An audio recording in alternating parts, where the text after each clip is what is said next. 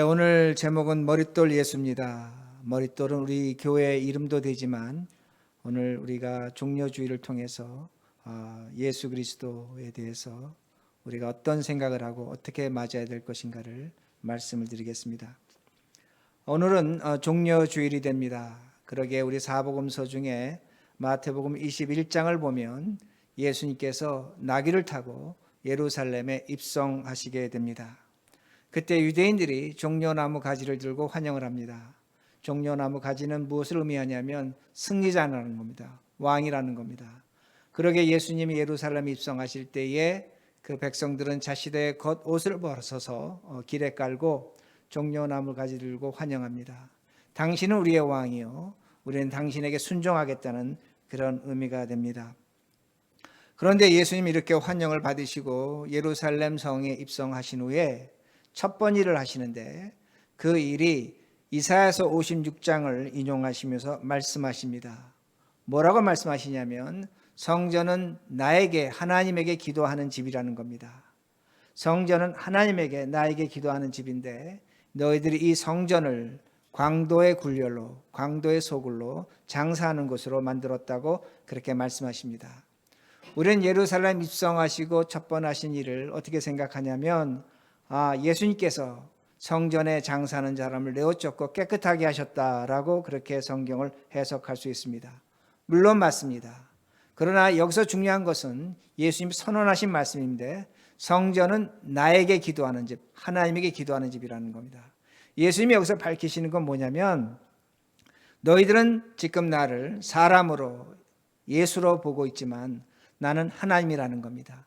하나님의 아들로 하나님으로 예루살렘에 올라왔다고 그렇게 말씀하십니다. 그리고 그 다음 날입니다.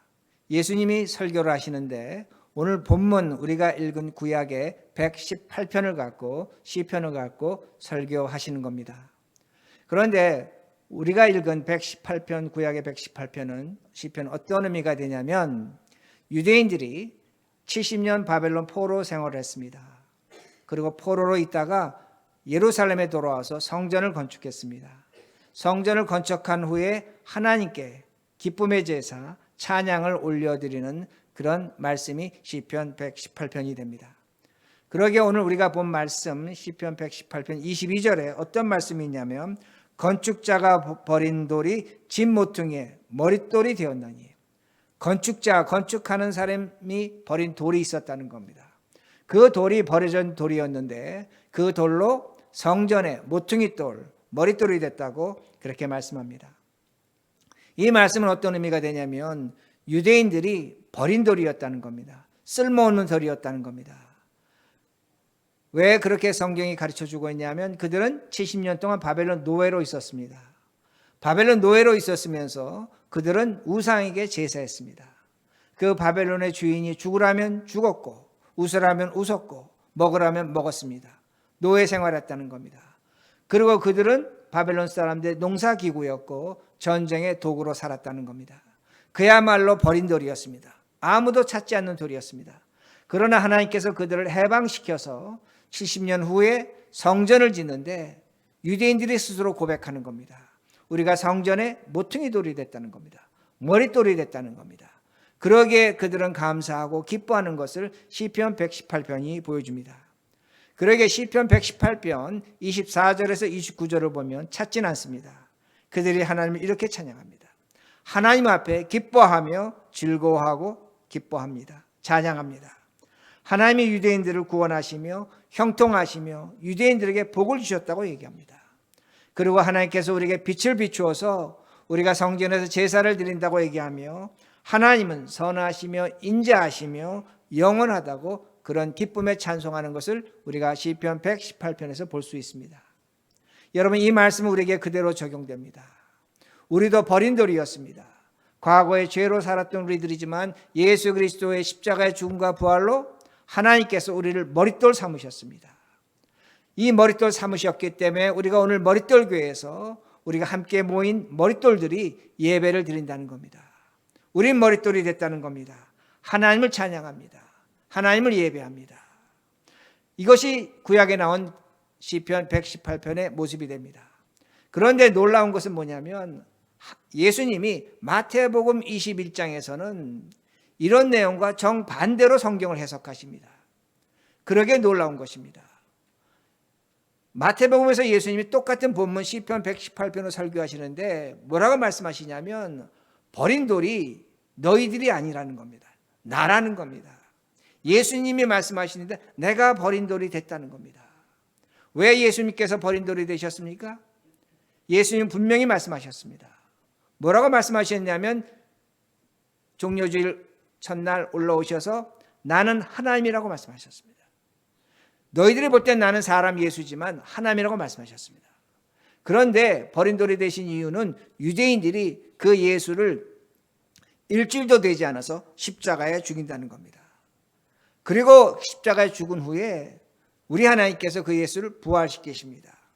부활시킨 후에 그 예수 그리스도가 머릿돌이 되십니다. 머릿돌이 되십니다.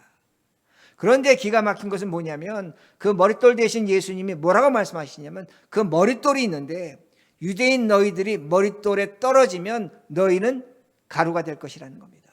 너희들은 깨어질 것이라는 겁니다. 그리고 이 머릿돌이 너희 위에 떨어지면, 돌이 너희 위에 떨어지면 그야말로 너희는 가루가 된다고 그렇게 말씀하시는 겁니다. 뭘 말씀하시는가입니다. 예수님은 시편 118편을 이용해서 뭘 말씀하시냐면 유대인들에 대한 심판을 말씀하시는 겁니다. 분노를 말씀하시는 겁니다. 얼마나 기가 막힙니까? 똑같은 시편 118편인데 구약에서는 유대인들이 머릿돌이 됐다고 하나님을 찬양하며 기뻐하며 하나님이 복을 주셨다고 말합니다. 그런데 마태복음 21장에서는 머릿돌이 누가 되시냐면 예수님이 되신 겁니다. 예수님이 되셔서 유대인들에게 심판과 벌을 내리신다는 겁니다. 그건 왜 그런가입니다. 다시 말씀드립니다. 예수님이 하나님이라는 겁니다. 하나님의 아들이라는 겁니다. 그런데 너희들이 그 예수를 십자가에 죽인다는 겁니다. 그러게 마태복음 21장을 보면 어떤 말씀이 있냐면 제사장과 바리새인들이 예수님의 말씀이 자신들을 가리켜 말씀한 것으로 그렇게 기록해 놓고 있습니다. 분명히 죽이려고 했습니다. 예수님이 낙이 타고 예루살렘에 입성하셨지만 예수님은 알고 계신 겁니다. 내가 이 낙이 타고 올라가지만 나는 십자가에 죽을 것이라고 분명히 말씀하고 있습니다. 여기에 기가 막힌 현실이 있는 겁니다. 성경 하나는 유대인들을 복주고 은혜 줍니다. 그러나 다른 똑같은 성경에서 예수님 뭐라고 말씀하시냐면 그 유대인들이 심판과 벌을 당한다고 말씀하는 겁니다. 왜 이런 일이 발생합니까? 여러분, 당시의 유대 사회는 두 개의 종교 공동체가 있었습니다. 하나는 제사장을 중심으로 한 예루살렘에서 유대인들은 제사를 드렸습니다. 1년에 한 번 제사를 드렸습니다. 그리고 유대인들은 자신들이 사는 지역마다 동네마다 회당이 있었습니다. 그 회당에서 바리새인들이 오늘날 목사와 같이 설교를 하며 예배를 드리도록 했습니다. 우리가 지금 예배드리는 이 예배 순서는 2000년 전에 회당에서 예배드리던 순서를 그대로 차용한 것이 됩니다. 그런데 놀라운 것이 뭡니까? 이렇게 하나님께 제사드리고 하나님께 예배드리던 그 제사장과 바리새인들이 예수를 죽이려고 합니다. 더 놀라운 건 뭐냐? 종려주일에 예루살렘에 올라오신 그 예수님 환영하던 옷을 벗어서 종려나무 가지 들고 환영하던 그 유대인들도 일주일도 되지 않아서 저 예수를 십자가에 못 박아 죽이라고 소리치고 있다는 겁니다. 이것이 기가 막힌 현실입니다. 이것이 예수 그리스도가 지금 당하고 있는 현실이란 말씀입니다. 그러게 예수님 말씀하십니다. 내가 머릿돌이 되어서 너희들이 머릿돌 위에 떨어지면 깨어질 것이고 그 돌이 너희 위에 떨어지면 너희는 가루가 된다고 그렇게 말씀하십니다. 뭘 얘기하는 겁니까? 예수가 누구인지 알지 못한다는 겁니다. 예수가 하나님의 아들인지 알지 못한다는 겁니다. 그러게 그들은 예수를 죽였지만 그들은 하나님을 죽인 자들입니다. 그러게 사도행전 2장을 보면 베드로는 말합니다. 베드로는 너희들이 로마인의 손을 빌려서 유대인들이 예수를 죽였다는 겁니다. 사도행전 7장을 보면 스데반은 유대인들이 예수님을 살인했다고 말합니다. 사도행전 13장을 보면 사도 바울은 유대인들이 빌라도의 손을 빌려서 예수를 죽였다고 얘기하는 겁니다. 자, 여기까지는 우리가 역사적 사실입니다. 그럼 제가 여러분에게 질문합니다. 우리도 똑같이 오늘 하나님 앞에 예배를 드립니다. 종려주의를 지킵니다. 예수님의 올라오심을 기뻐하며 예배를 드립니다. 우리는 유대인처럼 성경 보고 기도하고 또한 구제하고 봉사하고 다 합니다. 제가 여러 차례 말씀드렸지만 유대인들도 우리와 똑같은 신앙생활을 했습니다. 예배 드렸습니다. 11조 했습니다. 그들 전도했습니다. 지금도 누구보다 구제사역 열심히 하는 건 유대인들입니다. 놀라운 건 뭐냐? 이런 유대인들이 예수님 하나님 아들 하나님을 죽인다는 겁니다. 우리도 얼마든지 그럴 수 있다는 겁니다. 우리도 오늘 멀쩡하게 예배드리고 멀쩡하게 찬송하고 멀쩡하게 교회 나왔지만 2022년에 예수 그리스도 우리를 찾아올 때 우리도 얼마든지 예수를 죽일 수 있다는 겁니다. 이것이 오늘 우리가 당한 현실이라는 겁니다. 그러면 어떻게 되겠습니까? 결과는 뻔합니다. 우리가 머릿돌 된 그 예수 위에 떨어질 때 우리는 깨어질 것입니다. 그 머릿돌 된 예수 그리스도가 우리 위에 떨어질 때 우리는 가루가 될 것입니다. 그러게 중요한 것이 뭡니까? 예수님을 알아봐야 합니다. 2022년에 오늘 우리에게 찾아오신 예수님이 누구인지를 알아야 된다는 겁니다. 그래야만 그 예수 그리스도가 우리의 머릿돌 되셔서 우리가 그리스도와 함께 지어져가는 성전이 될 것이고 하나님이 누구이신지 예수가 누구인지 성령이 누구인지 올바로 알 수 있게 된다는 겁니다. 그러기에 오늘 우리가 예수님을 알아야 됩니다. 제가 이렇게 질문하면 아마 여러분 그렇게 생각할 겁니다. 나는 평생 예수를 믿었는데 나는 예수가 누구인지 알고 있는데 왜 저 목사는 저렇게 설교하나? 종려주일이 기쁜 주일인데 왜 그런가? 아닙니다. 종려주일에 예수님은 절망으로 올라오시는 겁니다. 슬픔으로 올라오시는 겁니다. 옷을 까고 종려가지 나무를 들고 환영을 하고 있지만 나는 저들에 의해서 죽임을 당할 것이라고 그렇게 말하고 있습니다. 그러게 2022년 종려주일에 우리가 예수님을 만나야 됩니다. 어떻게 만나야 될 겁니다. 제가 이렇게 예를 듭니다. 1530년에 종교개혁가 마틴 루터가 종교개혁을 했습니다. 종교개혁을 했을 때 그는 사방에서 그를 죽이려고 했습니다. 그러게 그가 죽음의 손길을 피해서 코브르크 성에서 아우스크스부르크라는 신앙 고백을 만들어내게 됩니다. 숨어서 신앙 고백을 쓰게 됩니다. 근데 그가 신앙 고백을 쓸 때 그 루터의 기록을 보면 그에게 힘을 준 것이 있었습니다. 용기를 준 것이 있었습니다. 그것이 바로 시편 118편 오늘 본문이 됩니다. 오늘 본문이 루터에게 가장 큰 힘이 된 겁니다. 그러게 루터의 기록을 보면 루터는 뭐라고 얘기하냐면 시편 118편이 모든 사람의 시가 되지만 이것은 나의 시라고 얘기합니다. 나의 시편이라고 그렇게 이야기합니다. 마틴 루터는 종교개혁할 때 세상에서 버린 돌과 같았습니다. 사람들이 그의 개혁을 잘 이해하지 못했습니다. 가톨릭 교회는 그를 죽이려고 했고 그를 위한 재판이 열렸고 심지어는 사형 선고도 내렸었다는 겁니다. 그런데 루터가 시편 118편을 나의 시편이라고 부르는 이유는 나의 시라고 부르는 이유는 그는 말합니다. 뭐라고 기록했냐면 세상의 황제도 왕도 지혜로운 자도 그 누구도 나를 죽음에서 건져내지 못했다고 말합니다. 나를 위험에서 건져주지 못했다고 얘기합니다. 그런데 루터가 그렇게 말한 건 사실 틀립니다. 제가 왜 틀렸다고 말할 수 있냐면 루터를 죽음에서 보호해준 황제가 있었습니다. 7 황제 중에 한 사람이었는데 프리드리히 3세가 있었습니다. 분명히 루터도 알고 있었습니다. 자신을 보호해주고 지켜준 사람이 있고 자신을 숨겨준 사람이 있다는 겁니다. 그럼에도 불구하고 루터가 세상에 그 누구도 나를 지켜주지 못했다고 하는 이유는 뭐냐면 시편 118편의 말씀만큼은 자신을 지켜주지 못했다는 겁니다. 사람의 손길이 있었습니다. 도움이 있었습니다. 그러나 그는 시편 118편의 그 말씀과 비교할 수 없는 도움을 하나님께 받았다고 말합니다. 루터는 시편 118편으로 세상에 버린 돌이었습니다. 그러나 그 버린 돌이 예수 그리스도로 말미암아 머릿돌이 되는 것을 그는 분명히 확인했습니다. 그럼 왜 그렇게 확인할 수 있었는가? 한 가지입니다. 오늘 제가 설교하는 가장 큰 목적 중에 하나가 됩니다. 죄와 싸웠다는 겁니다. 죄와 싸웠다는 겁니다. 그 말씀을 찾습니다. 시편 118편 17절에서 19절입니다. 우리 같이 읽습니다. 시작. 내가 죽지 않고 살아서 여호와께 하시는 일을 선포하리로다. 여호와께서 나를 심히 경책하셨어도 죽음에는 넘기지 아니하셨도다. 내게 의의 문을 열지어다. 내가 그리로 들어가서 여호와께 감사하리로다. 저 중에서 18절 말씀은 루터가 가는 곳마다 벽에 써놨습니다. 뭐라고 써놨냐면 하나님 말씀, 여호와께서 나를 심히 경책하셨어도 죽음에는 넘기지 아니하셨다. 저 말씀이 뭡니까? 루터가 죄와 싸운 흔적입니다. 지금 경책하셨다는 것, 심히 경책했다고 하는데 경책은 히브리어로 주먹으로 때렸다는 겁니다. 이건 어떤 의미가 되냐면 하나님께서 루터의 죄를 보시고 팼다는 겁니다. 그런 영어 번역을 체이슨으로 번역했습니다. 체이슨은 때린다는 의미가 되는데 채찍으로 때린다는 의미가 있습니다. 하나님이 심하게 팼습니다. 무엇 때문에? 루터의 죄를 보시고. 루터는 그 매를 맞았습니다. 버린 돌과 같았습니다.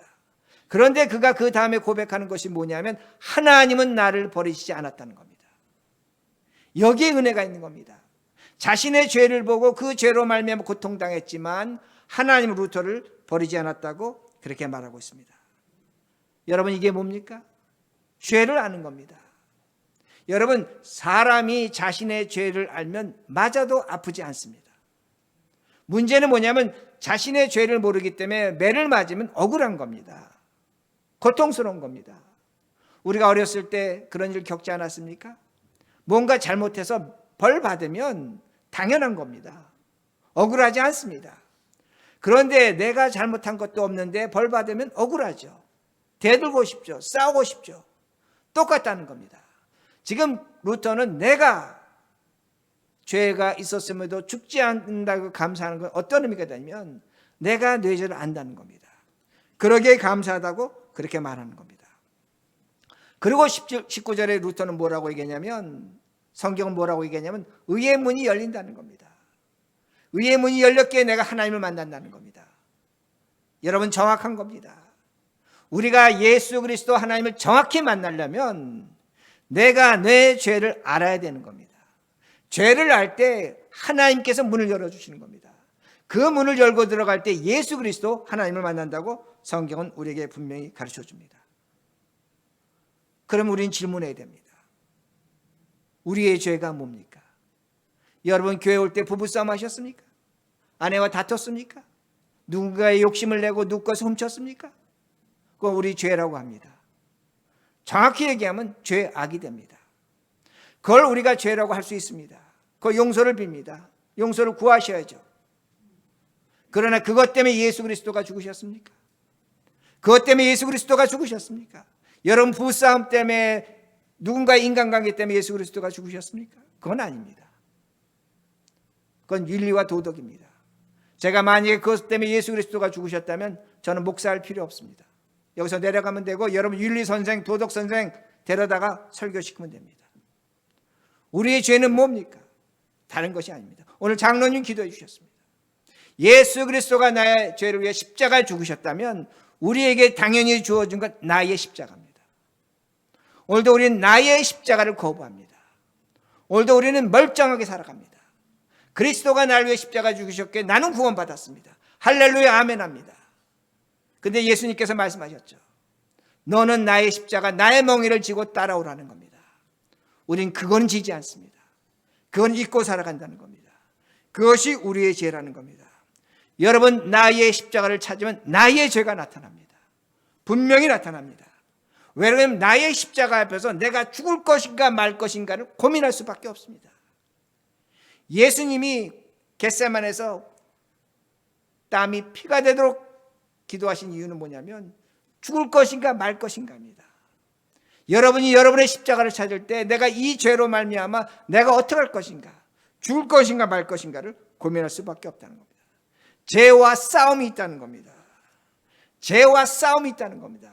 이 죄와 싸움에서 죽을 때에 죄에서 자유함이 나타나는 겁니다.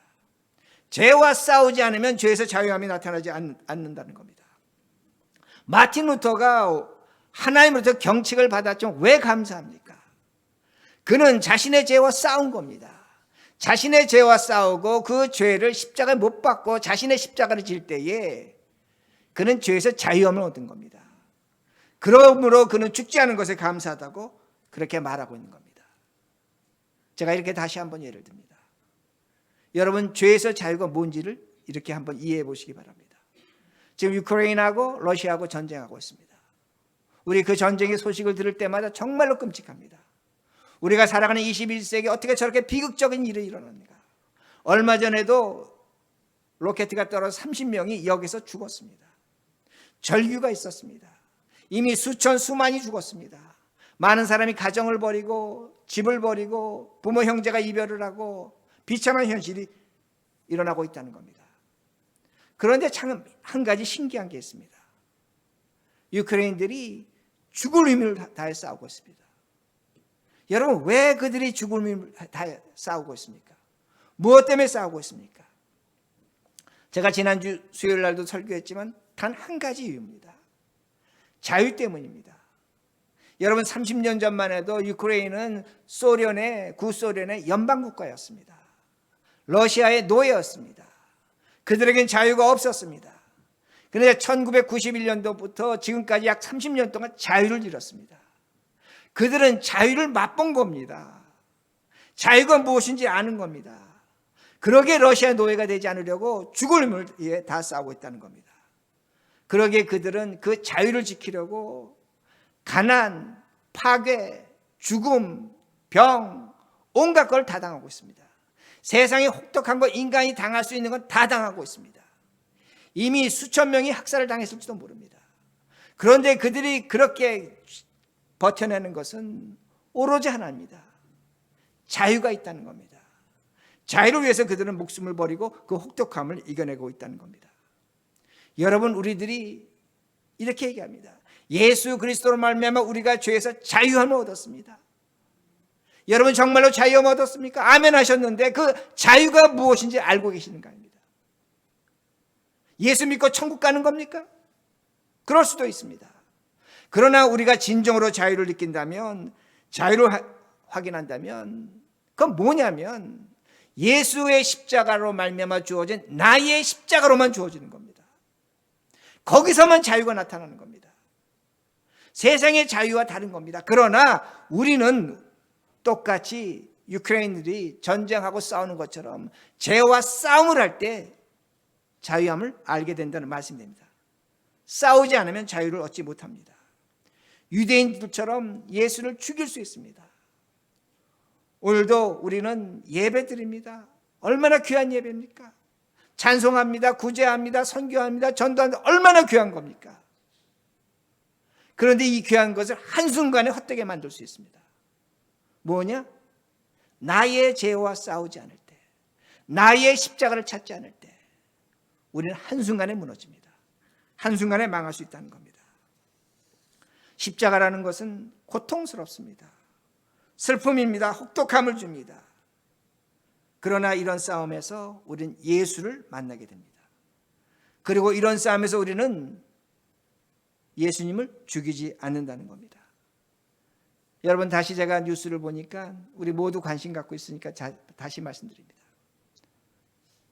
우크라이나의 여자와 남자 군인들이 자신의 나라의 영광을 외칩니다. 제가 솔직히 질문해 봤습니다. 저 사람들은 죽는 것이 두렵지 않을까? 죽는 것이 두렵죠. 왜 사람이 죽음을 두려워하지 않겠습니까? 그런데 다시 말씀드립니다. 그 죽음을 두려워하지 않고 그 죽음과 싸우는 이유는 그들이 얻었던 자유 때문입니다. 그러기에 여러분 스스로 질문하셔야 됩니다. 내가 예수를 믿고 정말로 자유한가? 그 자유를 느끼지 못한다면 우리는 한 가지 하지 않았습니다. 어떤 것을 하지 않았냐면 나의 십자가를 찾지 않았고 그 십자가 앞에서 우리는 죄와 싸움을 하지 않았습니다. 그렇다면 우리 신앙은 불편합니다. 그렇다면 우리 신앙생활은 오늘도 만족감이 없다는 말씀이 됩니다. 그러기에 여러분 스스로 속으시면 안 됩니다. 오늘날 교인들이 가장 크게 속는 것은 성경 구절 몇 마디로 우리는 하나님 편에 있다고 합니다. 성령 체험한 것으로 우리는 하나님과 함께 있다고 생각합니다. 오늘도 내가 받은 어떤 감동, 느낌으로 오늘도 나는 죄에서 자유하다고 생각합니다. 천만의 말씀입니다. 천만의 말씀입니다. 예수님은 분명히 우리에게 보여주신 것이 뭐냐면 십자가에서 예수님이 싸우신 것처럼 우리에게 요구하시는 겁니다. 싸움을 하라는 겁니다. 그리스도인에게 죄와 싸움은 필수입니다. 반드시 해야 될 선택이라는 겁니다. 여러분, 지금 유럽에서 전쟁이 일어나고 있는데 거기 중립국가가 있습니다. 스위스가 있고 스웨덴이 있고 핀란드가 있고 오스트리아가 있고 아일랜드가 있습니다. 이 나라는 중립국가입니다. 왜 중립을 선택했습니까? 전쟁하지 않겠다는 겁니다. 전쟁이 일어나면 러시아가 우리 공격하지 않을 것이고 미국 편에도 서지 않겠다는 겁니다. 그런데 이번에 어떻게 됐습니까? 핀란드는 5월 달에 국민투표합니다. 스웨덴도 나토 가입할 겁니다. 깨달은 겁니다.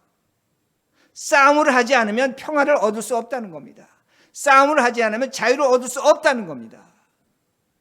그러기에 여러분에게 다시 우리는 도전하는 겁니다. 하나님은 우리에게 도전하는 겁니다.